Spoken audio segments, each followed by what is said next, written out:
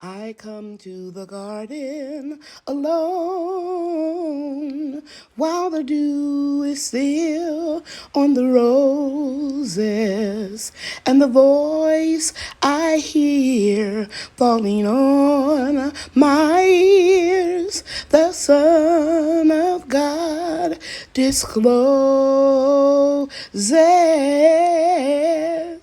And he walks with me and he talks with me and he tells me I am his own.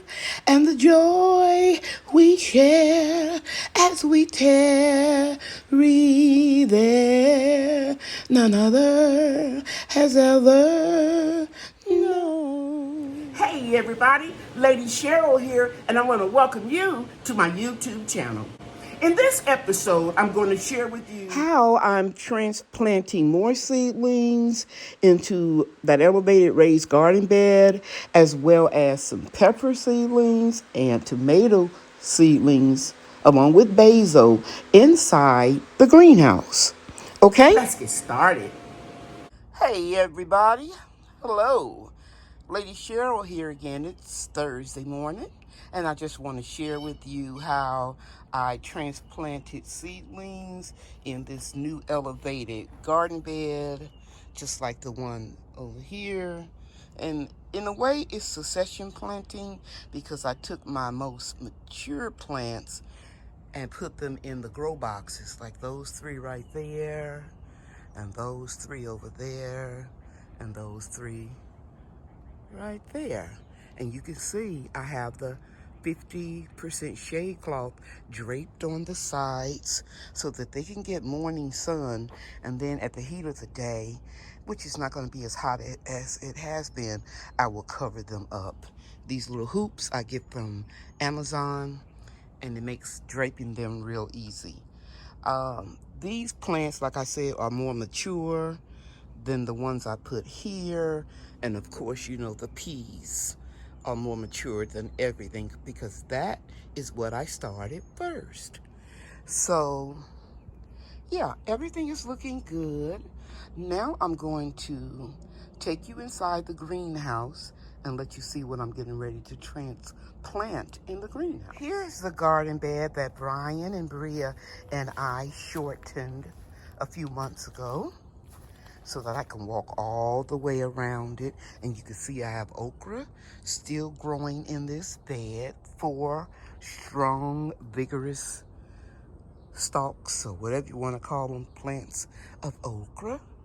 And normally and here are my tomato plants. Here, that's basil. There's another small tomato plant, another one here, here, and here. Of course, you guys know I grow almost everything by seeds. And what I'm going to do is divide the basil up in the little pots and put it between all of the tomato plants. And because it's supposed to be a good companion plant for tomatoes. And over here, I have 2 pepper plants I started from seeds in the house, and I'm going to put them in the 5-gallon buckets. Now, I'm not going to show you all of this because it's very easy. I say it all the time. You've seen me transplant things before, but I'm not going to transplant the tomatoes like I normally do. I usually take the plant out and lay it on its side and then bend it forward while it is young, because it won't snap, and that way the roots will extend out all the way around the plant and I'll have more room. But that is because I usually plant more tomatoes, but I'm only going to plant a single row. 1, 2, 3, 4, 5. I think I have another one, maybe 6 plants in this bed. And here, I want you to see that this is an old bucket, but it has a drainage hole right there. And it has a drainage hole right here. And there aren't any at the bottom. So it will always have a little reserve or reservoir of water that the plant itself can wick up.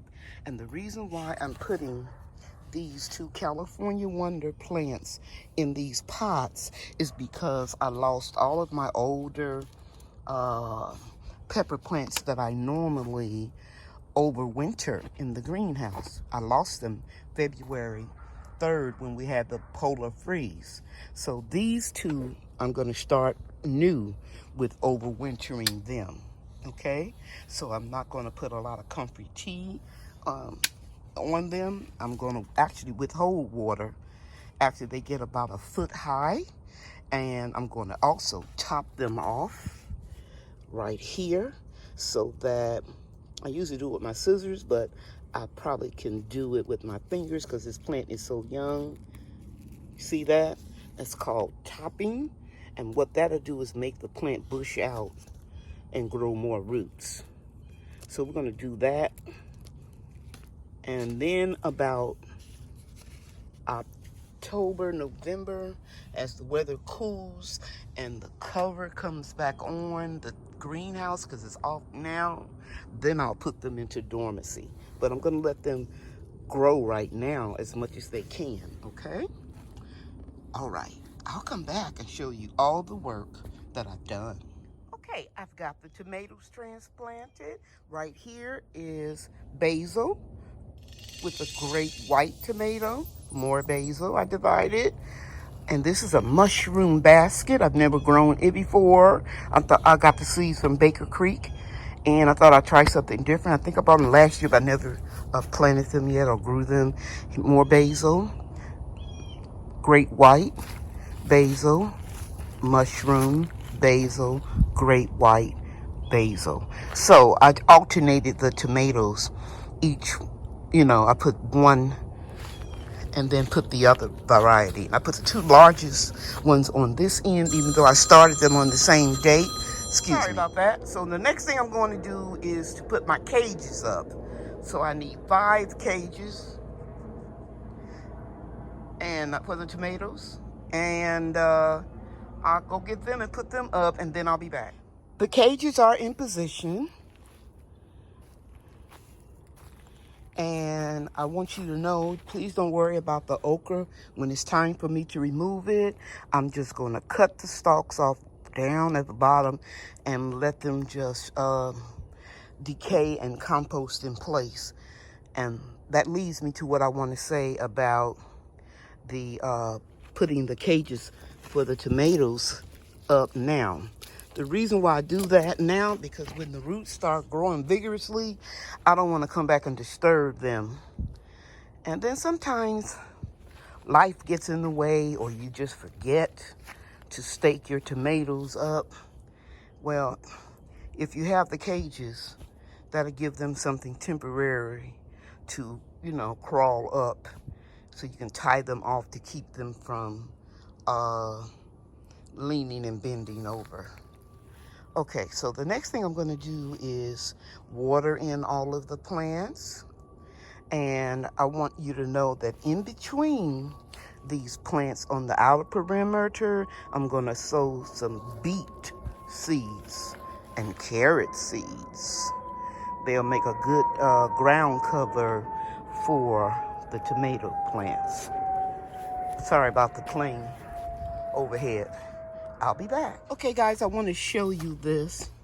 This is a smoothie made out of pulverized eggshells, coffee grounds, and banana peels. And it's been in this mason jar for about 6 months because I've made 1 quart jar, and I'm shaking it up. I made 1 quart jar for every fruit tree that I had. You see, I don't buy fertilizer anymore.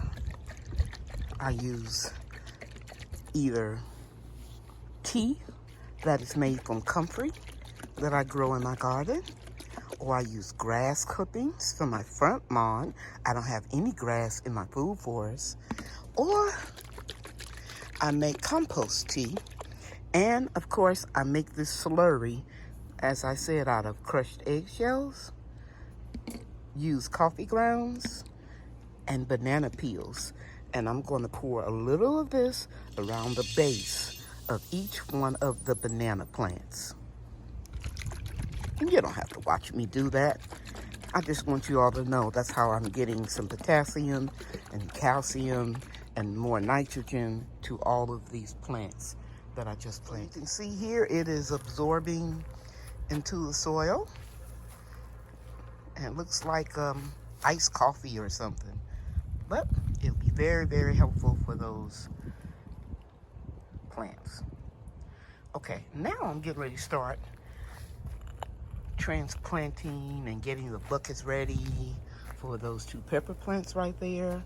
And this is what I'm gonna do, guys. I'm not using any new soil. I'm gonna go over here, and this is the soil right here in this 17-gallon bucket. Let's go in closer so you can see. I'm just gonna use that and fill up those 2 5-gallon buckets and transplant the little pepper seedlings. Okay, so I've got the 2 pepper plants in here. I have them situated on top of the bed. I broke a little bit off of this 5-gallon bucket. It's okay. It can last 5 or 6 years in this bucket.